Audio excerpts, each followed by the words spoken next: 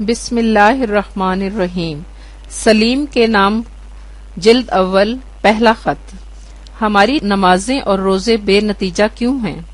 سلیم، میرے مضامین پڑھ کر جو خیالات تمہارے دل میں پیدا ہوئے وہ بالکل فطری ہیں اور ہر اس شخص کے دل میں پیدا ہونے چاہیے جو قرآن کریم کا خالی الذہن ہو کر مطالعہ کرتا ہے اور جس کی نگاہ ان حقائق کی متلاشی ہوتی ہے جنہیں خدا نے اس کتاب مبین میں بے نقاب کر کے رکھ دیا ہے، اور جو قوموں کی تباہی و بربادی اور فوز و فلاح کے لیے غیر متبدل اور اٹل قوانین ہیں۔ تم میرے مسلک سے واقف ہو۔ میں قرآن کو مسلمانوں ہی کی نہیں بلکہ تمام نوع انسان کی انفرادی اور اجتماعی مشکلات کا واحد حل اور زندگی کے مصائب و آلام کا حتمی علاج سمجھتا ہوں، اور میرا یہ عقیدہ محض خوش فہمی پر مبنی نہیں بلکہ میں اعلیٰ وجہ البصیرت اس کا یقین رکھتا ہوں، ایسا یقین جو وجہ طمانینت قلب، باعث تسکین روح ہوا کرتا ہے، نہ کہ توہم پرستی کا پیدا کردہ فریب نفس جسے یقین اور اطمینان کا نام دے دیا جاتا ہے۔ تم پوچھتے ہو، اور ایسا پوچھنے میں تم بالکل حق بجانب ہو، کہ جب مسلمانوں کی ایک کثیر جماعت آج نمازیں بھی پڑھتی ہے، روزے بھی رکھتی ہے، زکوٰۃ بھی دیتی ہے، حج کا فریضہ بھی ادا کرتی ہے، تو ان اعمال کا وہ نتیجہ مرتب کیوں نہیں ہوتا جو عہد محمد رسول اللہ والذین معہ حضور نبی اکرم صلی اللہ علیہ وآلہ وسلم اور صحابہ رضی اللہ تعالیٰ عنہ کے عہد میں ہوتا تھا؟ چونکہ تم فلسفیانہ موشگافیوں اور منطقیانہ اصطلاحات میں الجھنے کے عادی نہیں، اور نہ ہی یہ طریق ان حقائق کو سمجھنے کے لیے چندہ مفید ہوتا ہے، اس لیے تمہیں کھلے کھلے الفاظ میں بتانا چاہتا ہوں کہ آج ہمارے یہ اعمال حسنہ کیوں بے نتیجہ رہتے ہیں۔ سلیم، ذرا غور کرو کہ جاڑے کا موسم ہے، سخت سردی کا دن، شام کے قریب، جبکہ آفتاب کی شعاؤں میں طمانینت باقی نہیں رہی۔ رحمت کی بیوی اپنے خود سال بچوں کو لے کر اپنی تنگ و تاریک کوٹری میں بیٹھی ہے۔ رحمت کی بیوی کو تم جانتے ہو، تم بچپن میں ان کے ہاں کھیلنے جایا کرتے تھے۔ عمر کا تقاضا تھا کہ اس کے چہرے پر شگفتگی و شادابی ہوتی، لیکن مسلسل فاقوں نے اسے ایسی افسردگی اور پس مردگی میں بدل دیا تھا کہ وہ ایک اجڑا ہوا بہشت معلوم ہوتا تھا، جس پر سوائے نور عصمت کے جو ہر ایسی پاک دامن بی بی کے چہرے پر ہونا چاہیے، رونق اور زندگی، تازگی اور بشاشت کا کوئی نشان تک باقی نہ تھا۔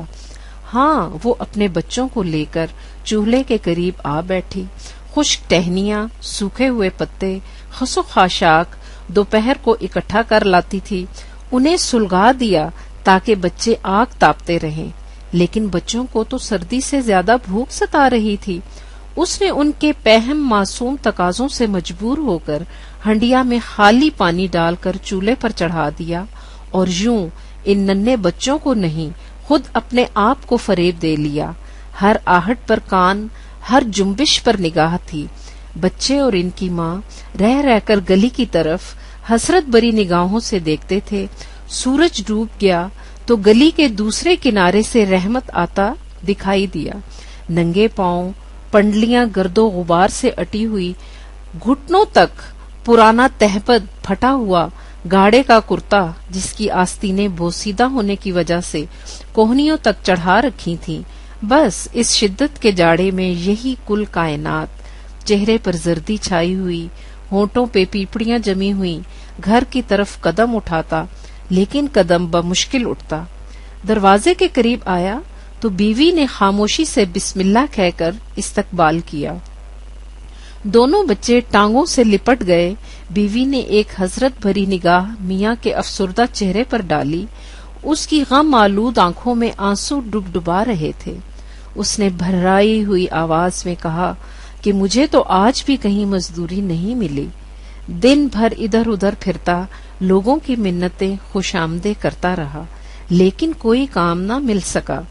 عین اس وقت سامنے کی مسجد میں خواجہ صاحب کی طرف سے 2000 روپے کا گراں بہا قالین بچھایا جا رہا تھا اور نمازی اسلام کی شوکت و عظمت پر ایک دوسرے کو مبارکباد اور خواجہ صاحب کو جنت کی بشارتیں دے رہے تھے۔ سلیم، تم عنایت اللہ کو جانتے ہو نا؟ وہ تمہارے ساتھ پڑھا کرتا تھا، کس قدر ذہین اور کیسا شریف بچہ تھا، لیکن بچپن میں باپ کا سایہ سر سے اٹھ گیا۔ اس کی ماں دن بھر محنت مزدوری کرتی اور بچہ کی پرورش کا سامان مہیا کرتی، لیکن جب مزدوری مردوں کو نہ مل سکے تو عورتوں کو مزدوری کہاں سے ملے؟ میں نے اپنی کھڑکی سے دیکھا کہ صبح مدرسے جاتے وقت ماں نے بچہ کو چھاتی سے لگایا، آنکھوں میں آنسو امڈ آئے، لیکن دل کو کڑا کر کے بیٹے کو تسلی دی کہ مدرسے سے ہو آؤ، بس تمہارے آنے پر روٹی تیار ملے گی، میں ابھی پکاتی ہوں، جاؤ میرا بیٹا، خدا حافظ۔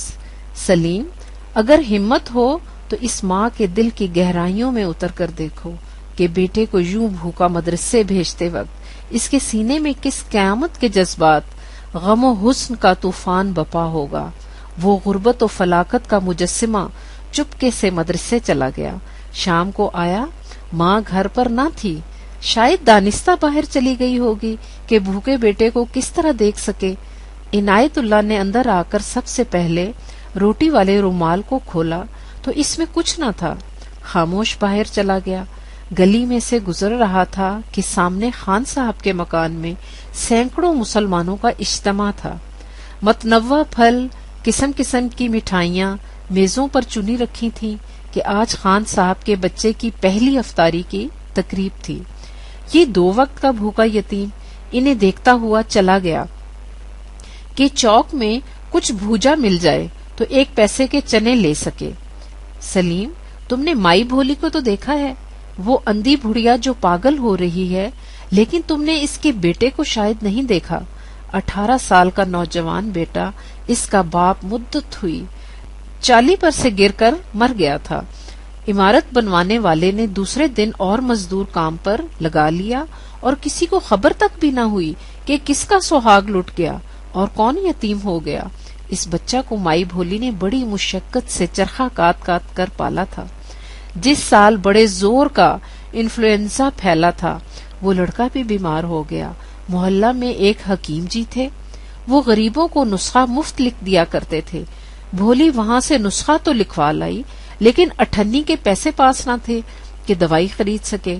سلیم، باور کرو کہ اس نے محلے کے ایک ایک گھر میں جا کر منتیں کی کہ کہیں سے کچھ پیسے قرض مل جائیں، لیکن کسی نے کچھ نہ دیا۔ نسخہ ہاتھ میں تھا اور سامنے جوان بیٹا جان توڑ رہا تھا، بیچارہ تڑپ تڑپ کر مر گیا۔ یہ اس دن کا واقعہ ہے جس دن حاجیوں کی اسپیشل ٹرین روانہ ہوئی تھی اور سینکڑوں روپوں کے پھول اسٹیشن پر بکھرے پڑے تھے، اور تم نے رضیہ بیچاری کا پیغام تو اگلے دنوں خود اپنے کانوں سے سن لیا تھا۔ ذرا اندازہ لگاؤ کہ اسے جوان بھائی کے مرنے کی اطلاع ملتی ہے، لیکن اس کے پاس اتنے کپڑے نہیں کہ تن ڈھانپ کر گھر کی 4 دیواری سے باہر نکل سکے۔ جب اس نے کپڑے بھی مستعار مانگے تھے تو ظاہر ہے کہ بیچاری کے پاس زیادہ راہ کیا ہوگا۔ اس نے گاؤں کے چوکیدار کو کہلا بھیجا کہ وہ اس کے ساتھ جائے، لیکن جب اسے معلوم تھا کہ رضیہ کے پاس کچھ نہیں تو وہ بلا اجرت کیسے ساتھ چلا جاتا۔ گاؤں میں دور نزدیک کے رشتہ دار بھی تھے، لیکن کسے فرصت تھی کہ اس کی مصیبت میں اس کے ساتھ ہو لے۔ سارا گاؤں فتو خان نمبردار کے لڑکے کی شادی کی تیاری میں مصروف تھا۔ غریب اکیلی چلچلاتی دھوپ میں پیدل روانہ ہو گئی کہ مرنے والے کا منہ تو دیکھ لے۔ یہ وہی رضیہ تھی جس نے بچپن میں اپنے مرحوم باپ کی میت میں، جو شمس العلماء تھے، 2 حج کیے تھے، اور یہ اس گاؤں کا واقعہ ہے جس کے مسلمان مذہبی معاملات میں اپنے کٹر پن میں مشہور ہیں۔ لیکن وہ مذہبی معاملات کیا ہیں؟ ذرا سن لو۔ مقلد اور غیر مقلد کے جھگڑے تو وہاں شروع سے چلے آتے تھے۔ اس دفعہ جو میں وہاں گیا ہوں تو ایک اور جھگڑا سننے میں آیا۔ خود مقلدوں کے ہاں بھی 2 پارٹیاں بن رہی تھیں اور آپس میں سر پھٹول تک نوبت پہنچ گئی۔ دریافت کرنے پر معلوم ہوا کہ ایک عظیم الشان مسئلہ کے اختلاف کی وجہ سے یہ تنازع پیدا ہوا ہے کہیں سے ایک مولوی صاحب تشریف لائے۔ یہ مولوی صاحب بقول ایک گروہ کے بہت بھاری مولوی تھے، 3 کوس تک ان کی آواز جاتی تھی۔ انہوں نے مسئلہ بیان کیا کہ مسجد کی شان رسول اللہ کی شان سے بڑی ہے، کیونکہ رسول صلی اللہ علیہ وآلہ وسلم خود مسجد میں چل کر آئے تھے اور مسجد کبھی ان کے پاس چل کر نہیں جاتی تھی۔ گاؤں کے مولوی صاحب کو اس سے اختلاف تھا، وہ رسول صلی اللہ علیہ وآلہ وسلم کی شان کو مسجد کی شان سے بڑا سمجھتے تھے۔ پھر کیا تھا، 2 پارٹیاں بن گئیں، باہمی جھگڑے ہوئے، لڑائیاں ہوئیں، مقدمہ بازی تک نوبت پہنچی۔ قریب سال بھر ہو گیا یہ آگ آگے ہی آگے بڑھتی جا رہی ہے اور ہر فریق اسے مسائی حسنہ کو جہاد عظیم قرار دے رہا ہے۔ اسی باہمی تشدد اور انتشار کا نتیجہ ہے کہ کھیت ویران ہو رہے ہیں، فصلیں تباہ ہو چکی ہیں، زمین کا بیشتر حصہ سکھوں کے قبضے میں چلا گیا ہے، بقایا رہن رکھا ہوا ہے۔ کچھ عرصہ کے بعد تم دیکھو گے کہ سکھ تمام گاؤں کے مالک بن جائیں گے اور یہ دیندار مسلمان ان کے مزارے ہو جائیں گے۔ اس پر مولوی صاحب انہیں مبارکباد دیں گے کہ انہوں نے یہاں کی زمین بیچ کر بہشت میں مکان خرید لیا، اس لیے یہ سودا خسارے کا نہیں۔ تم کہو گے یہ تو جوہلا کی باتیں ہیں، لیکن تمہیں وہ خطبہ جمعہ بھی تو یاد ہوگا جو شہر کی جامع مسجد میں شبان المعظم کے مبارک مہینے کی تقریب پر تم نے خود سنا تھا۔ جناب خطیب نے، جو خدا کے فضل سے دیوبند کے فارغ التحصیل مولوی صاحب ہیں اور جن کے پاس اپنے بیان کی تائید میں سینکڑوں حوالے بھی موجود تھے، یہی فرمایا تھا نہ کہ شب بارات ایک ایسی رات ہے جس میں اللہ تعالیٰ پکار پکار کر کہتا ہے، میرے بندے مجھ سے جو جی میں آئے مانگے، میں ہر ایک کی طلب کو پورا کروں گا۔ لہذا جس شخص نے اس رات میں 50 نفل پڑھ کر مغفرت کی دعا مانگ لی، اس کی نجات کا اللہ تعالیٰ خود ذمہ دار ہے۔ اس کے بعد تمہیں یاد ہوگا کہ مولوی صاحب کی آنکھوں میں آنسو بھر آئے اور انہوں نے فرمایا تھا کہ رحمت خداوندی کے اس بحر زخار میں ہر ایک کا حصہ برابر ہوگا، لیکن اس سوختہ بخت اس سے محروم رہ جائے گا۔ لوگوں کی آنکھیں اوپر کو اٹھی کہ معلوم کریں وہ کون بد نصیب ہوگا جو ابر رحمت کی ایسی گوہر باری سے فیض یاب نہ ہو سکے گا۔ مولوی صاحب نے فرمایا کہ ہاں، ایک اور، صرف ایک شخص اس رحمت سے محروم رہ جائے گا، یعنی وہ جس کا پاجامہ اس کے ٹخنوں سے نیچے ہوگا۔ یہ تو سلیم جوہلا کی باتیں نہ تھیں اور نہ ہی مولوی صاحب یہ کچھ اپنی طرف سے بیان کر رہے تھے، انہیں یہ سب کچھ عین اسلام کہہ کر پڑھایا گیا تھا اور وہ اسی کو عین اسلام سمجھ کر آگے پہنچا رہے تھے۔ ہاں، تو میں تمہیں رضیہ بی بی کی بپتا کی داستان سنا رہا تھا، اور ایک رضیہ ہی پر کیا موقوف ہے، ذرا اپنے گرد و پیش نظر دوڑاؤ اور دیکھو کہ اس قسم کے کتنے واقعات ہر روز تمہارے سامنے سے گزر جاتے ہیں۔ سو عزیزم، جس سوسائٹی کا نظام یہ ہو، اس کے متعلق یہ سوال اٹھانا کہ ان کی نمازیں اور ان کے روزے، ان کی زکوٰۃ اور ان کے حج، یعنی ان کے اعمال حسنہ، وہ نتائج کیوں نہیں پیدا کرتے جو ہونے چاہیے تھے؟ کچھ تعجب انگیز نہیں سلیم، میں پھر کہتا ہوں، اور تم اسے غور سے سمجھنے کی کوشش کرو کہ اسلام ایک نظام زندگی ہے۔ دنیا کے مذاہب جن میں انسانی تصرفات ہو چکے ہیں، مذہب کو محض انفرادی نجات کا ذریعہ سمجھتے ہیں، لیکن اسلام ایک ایسا معاشرہ، سوسائٹی قائم کرنا چاہتا ہے جو نوع انسانیت کی ربوبیت یعنی پرورش کا ذمہ لے۔ اس مقصد عظیم کے لیے اسلام ہر عبد مومن کو اس کارگاہ حیات کی عظیم الشان مشینری کا اہم اور کارآمد پرزہ قرار دیتا ہے، جس کی ہر حرکت اور جنبش کا اثر تمام مشینری پر پڑتا ہے۔ اگر ہر پرزہ اپنی اپنی جگہ صالح، محکم اور درست ہے تو اس کا فطری نتیجہ یہ ہے کہ مشینری بھی ایک ضبط و ربط کے ماتحت چلے اور اس کا جیتا جاگتا نتیجہ گھڑی کے ڈائل کی طرح سامنے آ جائے۔ لیکن اگر یہ پرزے الگ الگ پڑے رہیں تو خواہ ان میں سے ہر ایک پرزہ الماس و یاقوت کا کیوں نہ ہو، مشینری بیکار ہو جائے گی۔ آج ہماری مشینری بیکار ہو رہی ہے، اور یہ نتیجہ ہے اس عملی رہبانیت کا جو مسلمانوں کے عقائد و اعمال میں سرایت کر چکی ہے۔ سلیم، غور سے قرآن کریم کا مطالعہ کرو تو تم پر یہ حقیقت بے نقاب ہو جائے گی کہ کسی قوم پر ذلت و مسکنت اور افلاس و نکبت کا چھا جانا اور پھر اس قوم کا اس حالت پر مطمئن ہو جانا خدا کا غضب ہے، اللہ کا عذاب ہے، اور یہ تو تم سمجھتے ہی ہو کہ ایک مغضوب علیہ قوم محض بے روح نمازوں اور رسمی روزوں کے بل بوتے پر اپنے آپ کو منعم علیہ قرار نہیں دے سکتی۔ جب اللہ کا وعدہ ہے کہ وہ ایمان اور عمل صالح سے استخلاف فی الارض کی زندگی عطا کرے گا، تو ظاہر ہے کہ جس ایمان و عمل کا نتیجہ شوکت و عظمت، تمکن و استخلاف نہیں، یا اس حالت کی طرف رفتہ رفتہ نہیں لیے جا رہے، وہ ایمان اور وہ عمل صالح نہیں ہو سکتا۔ اس کے سوا تم کسی اور نتیجے تک پہنچ ہی نہیں سکتے۔ کیوں؟ اللہ کے وعدے تو بہرحال سچے ہیں اور اس کا قانون اٹل۔ سلیم، ذرا انسانیت کے معراج کبریٰ یعنی دور رسالت کی تاریخ پر نگاہ ڈالو۔ وہ کون سا خاص پروگرام تھا جسے کانفرنسوں اور انجمنوں نے مرتب کر کے قوم کے سامنے رکھا تھا؟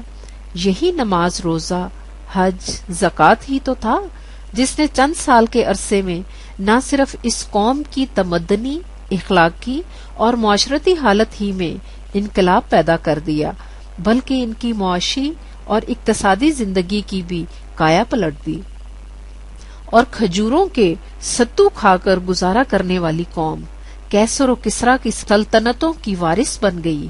ان ہی سیدھے سادے اعمال نے ان کے اندر وہ انقلاب پیدا کر دیا جو ایک مرد مومن کی نگاہ میں تقدیریں بدل دینے والی قوت پیدا کر دیتا ہے۔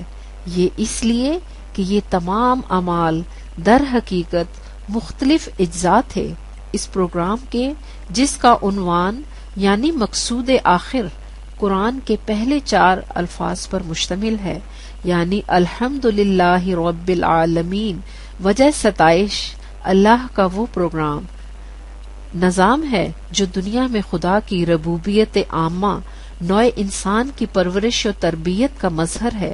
لہذا جو اعمال اس نظام کے قیام کا ذریعہ نہیں بنتے وہ بے روح رسموں سے زیادہ کچھ نہیں ہوتے۔ سلیم، ایک مرتبہ اس حقیقت کو پھر سمجھ لو کہ میرا مقصد یہ نہیں کہ اعمال اسلامی کا محاصل محض اسی دنیا کی فلاح و کامیابی، غلبہ و تسلط ہے، ہرگز نہیں۔ اگر ایسا ہو تو پھر خدا کی بادشاہت اور فرعون کی حکومت میں فرق کیا ہوا؟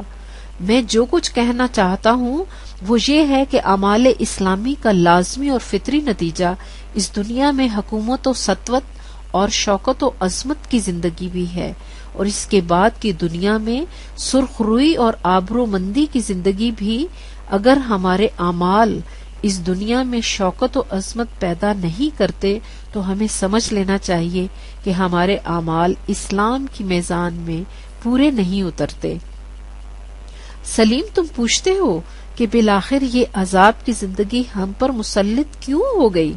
حیران ہوں کہ تم اب تک اتنی سی بات بھی نہ سمجھ سکے۔